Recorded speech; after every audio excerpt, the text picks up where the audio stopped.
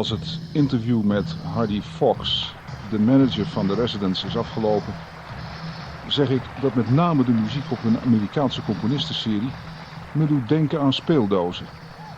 De Residents zouden zich 100 jaar geleden waarschijnlijk met speeldozen hebben beziggehouden. Fox lacht en vertelt dat hij opnamen van speeldozen verzamelt. Op zo'n moment denk ik, Fox zit zelf in de Residents. Maar eigenlijk interesseert me dat niet zo erg. Wat mij fascineert is dat hier een groepje zich wars toont van de bij popmuziek horende persoonlijke sterrencultus. Wie de Residents werkelijk zijn, weet niemand. Dat blijven handhaven van je incognito, is dat nou niet moeilijk? No, I don't think it's hard because I don't think anybody cares. I mean, it's the residents don't like being treated as individuals, they like being treated as a group. And the only way they can do that mainly is to prevent people from breaking them down into individuals. So they present one image. And whenever somebody would succeed in defining the people of behind the Residents, would it be the end of the group? No, because it's irrelevant, and no one could ever succeed anyway because there's no way of proving anything. It's not worth the effort of proving anything. The Residents would continue to deny it. When you read that story about, I forgot the name of the writer, who dug into Dylan's stuff and even went to as far as looking at what he Garbage. his garbage can. I mean, so there are some people who just want to know, and I think it's part of the game to be incognito. Well, I think if someone wants, to dig through various people's garbage to see if they find some piece of paper that says that the Residents are so and so and so and so, well, that's fine. Piece of paper may be incorrect as well. I've seen innumerable lists of who the Residents are. I've seen it in books where the people, like books just on record releases, and they have copied down the list of people that are on the back of the album. And the people that are listed on the back of the album are always the contributors to the record other than the Residents. And I've seen that listed as the Residents before. I've probably seen at least a dozen different lists of who the Residents are that are all different. Is it fun? Well, it's fun sometimes, it's insulting sometimes, and it's irrelevant sometimes. In het begin leek het erop dat Ralph Records, waarop vanaf 1972 hun platen verschijnen, en de Residents één waren. Ralph is de Residents en de Residents zijn Ralph. Well, it wasn't originally wrong. They got with Ralph Records by starting it. When Warner's and no one else was interested in their records, they thought, well, the thing to do is start their own company. However, their concept of starting a company just meant that they would press records. It didn't have anything at all to do with selling records. So they did press the records, and they just sat around in boxes for a couple of years until me and 3 partners came along to take over Ralph Records and form the Cryptic Corporation. And our idea was to take what they had started and to expand it to include other acts on the label and other musicians, to expand it into like a real interesting independent label, which we did. And until just this past year, we sold Ralph Records, and so now the Cryptic Corporation is no longer connected with Ralph Records, but the Residents are signed back to Ralph Records on a 4 LP deal. Wat opvalt is dat kunst bij de Residents niet alleen op de plaat staat, maar er ook omheen zit. I don't think that the Residents really think of themselves as musicians.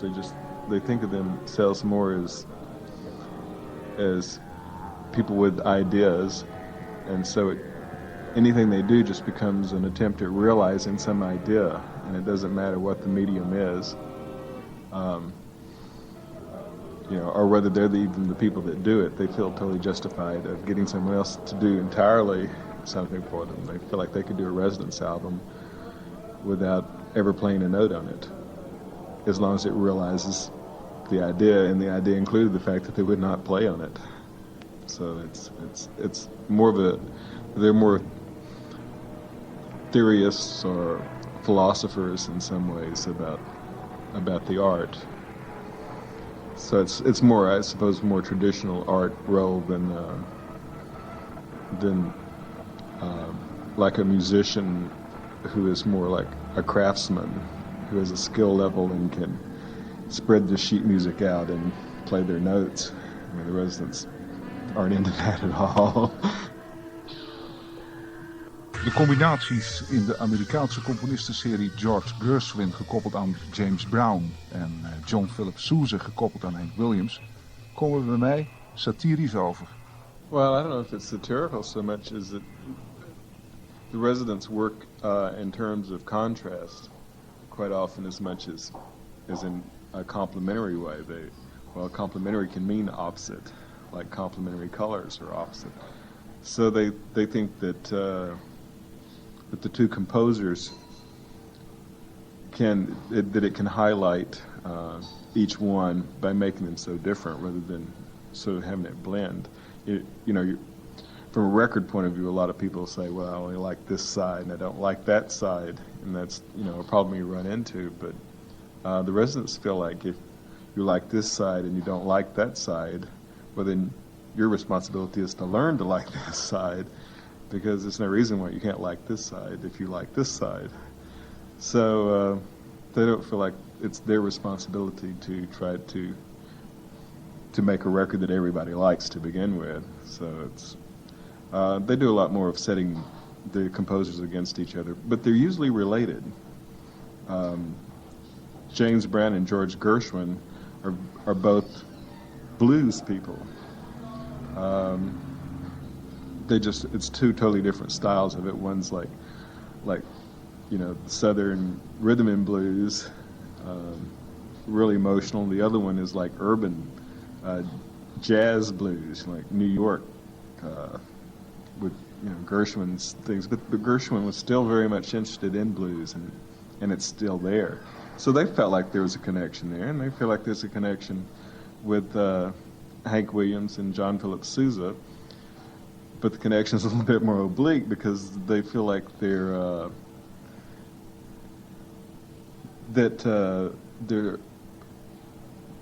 childhood, their upbringing was a similar thing. That they were both people who started very young and who were real prodigy people. But they were really interested in, like, when in the liner notes at the back of the cover, it pinpoints on both little bios certain ages and what each was doing at certain ages in both things. It's just one of those things. They just thought it was interesting to contrast people. I mean, they really are a very extreme contrast. Waar is de muziek van de Residents op gericht? Well, I feel like right now they're putting a lot of concentration on the American Composer Series. Well, that's another story. I think that what they're doing with it is a whole lot is studying various composers to try to understand exactly what it is that makes that composer special. That each one has some element that has somehow communicated with people. And they're doing this until 2000, the year 2000. And so I would assume that starting at the year 2000, they have a completely new direction that they're planning to go, which will no doubt be trying to make sense out of their studies here. So there won't be another concept album, just there was like the War album. I don't think that they'll necessarily. It's hard for me to say what they'll do because it depends a lot upon what strikes them at the moment. But I know that they're very interested in the composer project, and it is a big project. And so I would think that there will be other albums during the time because they continue to write music and they have to do something with it. I think right now they're very much into a studying period, and they tend to go through phases anyway. And I think they've completed one section of their study, and it's a sort of experimental study of just like being loose and taking a real fresh approach toward making noises. But I feel like they're now past that point, and they're now into a new era where they're now studying composers and which will no doubt make them more sophisticated.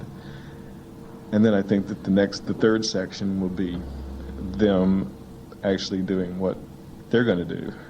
Is het gedrag van de residents, zeker als je praat over studie en afkeer van sterrencultus, niet eerder te vergelijken met dat van klassieke dan dat van popmuzici? Well, I don't really know necessarily where the lines are drawn between classical and pop, but I would think that if it's drawn on the basis of how long the impact of the artists last, I think that the residents will probably make a mark historically that will last longer than most people in the pop field. So it doesn't, they don't necessarily need a hit like people in the pop field need a hit to. No, it's almost the other way around. They almost would be afraid to have one because they were afraid it would have a negative impact on them. I mean, what if they liked it? What if they started thinking in terms of their next pop hit, and then they would just be transformed into everybody else? I think that the idea of having a hit record is not outside of their interest, because at the same time they feel like hit records and pop music is a very definite part of the American culture and of music. And they don't just make music, they make music about music. They're interested in music as a thing. And the fact that they do music as well as being interested in it is two different things, sort of. So they're very interested in the pop culture, but the results is not particularly pop. It's highly intellectual. Yeah, it's highly intellectual, but they don't feel like good music is ever only intellectual. They feel like for the most part it requires a pretty good balance of emotion and intellect, because music is a reasonably abstract form of communication, and the more direct communication is, the better it is. And sometimes it's not easy to communicate if you think too much about what you're trying to say in advance. Terug naar John Philip Sousa. Wat proberen ze met zijn muziek? You're trying to present some of the material in a way that it hasn't been heard before, but still without losing what, in the case of Sousa, what they feel like Sousa really was trying to do and was trying to sound like. The whole side is presented as a parade. Motion moving through the speakers is all part of it. It's bombastic, and it's real fast and real upbeat and real energetic and relentless. I mean, you're just like, it's exhausting to listen to that side because there's just no rest in it at all. Your ears hurt by the time it's over. But that's what Sousa's all about. But isn't that satirical then? Sousa didn't think so. No, but the music by the residents on that side, isn't that satirical? No, I think they love Sousa. I don't hate Sousa, but the way there is played with Sousa makes me laugh, and that's the reason why I'm asking you the question: isn't it a little bit tongue-in-cheek? I don't know if it's really so much that it's tongue-in-cheek, so much as the residents do like to surprise with certain sounds. They like to combine sounds you don't normally hear. But I truly do not think that Sousa was any different from that. I think Sousa in the 1800s was doing exactly what the residents are doing for the 1980s. He was combining surprise sounds and surprise things, and was amusing people just as much as the residents, having updated it to the current times of combining, you know, marching electric guitars with marching grand pianos and things. I mean, I think Sousa very much would approve of the treatments. I admit that it's got a lot of musical in-jokes type thing where things are being played counterpart to each other. But, you know, I don't think that, for the most part, people listen to it are just going to, like, burst out laughing. And some probably will. Sousa. Trouwens, datzelfde geldt voor Hank Williams. The residents think that all these people are known. Or else they wouldn't be doing them to begin with. You know, they know them. As far as Europe, you know, for Europe, it's obviously going to be a little different when you're dealing strictly with American composers. I mean, if they were dealing only with Dutch composers, I suppose it would be difficult for people in America to know who they were. Even harder. But I think they're very much into their own culture. If people in Europe don't know Hank Williams or John Philip Sousa, well, perhaps they will now, or some of them will. And they should be known. They're important, particularly for, like, Hank Williams is like originated so many of the country and western cliches that people, every time they listen to country and western music, they just think that, you know, it came out of the air, but it didn't. Hank Williams, you know, did so many of these things. Wat wordt de volgende plaat in de componistenserie? Well, that's a hard one because it changes just regularly. I keep hearing different names come up. There are so many different people that the residents are interested in studying that it's really hard to say who they'll do next. But I know people on their listing include people like Bob Dylan or Burt Bacharach, Richard Rodgers, or Rodgers and Hammerstein and Rodgers and Hart, Cole Porter, Duke Ellington, Charles Mingus, lots of different jazz people, Stan Kenton, different people in folk, Woody Guthrie, people in gospel, James Cleveland. They really want to eventually touch every facet of American music, and someone who has contributed, primarily who has really contributed to such a degree that it has had a lasting impact in the direction that American music has taken. They're also interested in people like Charles Ives and Aaron Copland, though they're obviously much more difficult to do. Their music is so sophisticated that they say that people like that will probably have to be close to the end so that they can take the necessary time to absorb it and to translate it. Op weg naar de kleedkamer liepen we manager van de groep Hardy Fox en grafisch ontwerper van de hoezen en ander moois Homer Flynn tegen het lijf. Erdoor mochten we niet, maar ze wilden wel een paar vragen beantwoorden. Niet wie de residents zijn, maar wel wat het uitgangspunt van de residents is bij het bewerken van nummers van andere componisten. Well, they say that they try to be true in some way to the original composer's intent, so that they want to totally rearrange it, but they don't totally want to disregard what the original composer had in mind as far as that certain element that makes that composer's music distinctive or work in the way it works. You know, like John Philip Sousa, they wanted to keep the timing and the marching quality and they didn't slow it down. Something like that, which would be like an obvious thing to do, would be to take it out of the march context, but they thought that wasn't fair to what Sousa was. With James Brown, they felt that it still needed to be presented as soul music and as in a live format of a singer interacting with an audience, because it's so much what James Brown really is. Things like that, you know, Gershwin, the blues quality of the music, the blues jazz quality should still be there. Vraag aan Hardy Fox. De Residents coveren de mainstream pop, maar waarin zit nou het verschil tussen hen en die mainstream?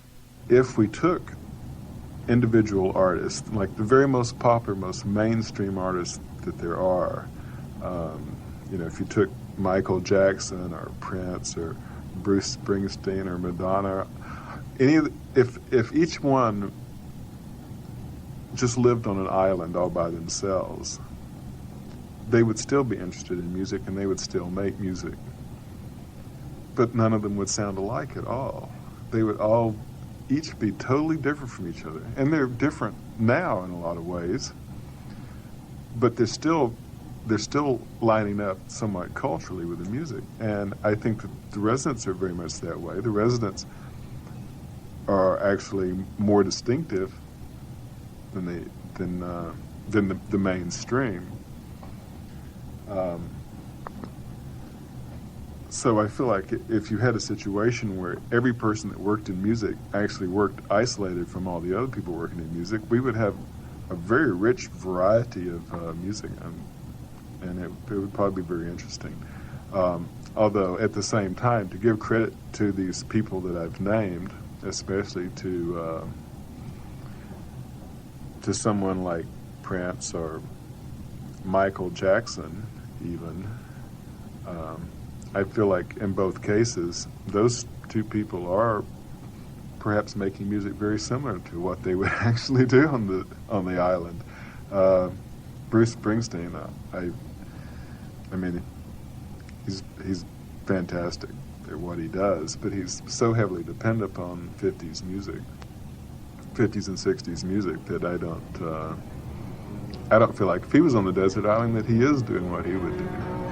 Het zal je opgevallen zijn dat de Residents graag wat heen en weer rotzooien met culturen, omdat ze er de werking en betekenis zo goed van kennen. Zelf zou je ze heel Amerikaans kunnen noemen, wanneer je ons beeld van de Amerikaanse cultuur hanteert. Simpel, kinderlijk haast en af en toe over de grens van het flauwe. Zijn ze het meest perfecte voorbeeld van wat ze bekritiseren? Manager Hardy Fox. Well, possibly. Once again, it's hard to generalize like that. Probably the ultimate all-time American band within my generation was the Beatles. I don't think anyone has made American music like the Beatles. As far as American pop goes, obviously there's a whole another world of blues or jazz that I'm not connecting here to clarify that. I don't know if the Residents are as much American as they're just doing what they do, and they happen to be Americans. So they're drawing off of American culture. The Beatles, I think, were more able to really distill what the American culture was, and partly because they weren't Americans, and feed it back to America. So in a lot of ways, that's the Beatles were more processed, and being processed is sort of part of what America is. One of the things that the Residents felt like from the very beginning was that the Beatles were the best when they were the Beatles, and when they weren't John, Paul, George, and Ringo. That is, John, Paul, George, and Ringo, that it brought out too many of the human traits and the human faults, and they liked the processed thing called the Beatles, which they thought was, the unit was stronger than the individuals.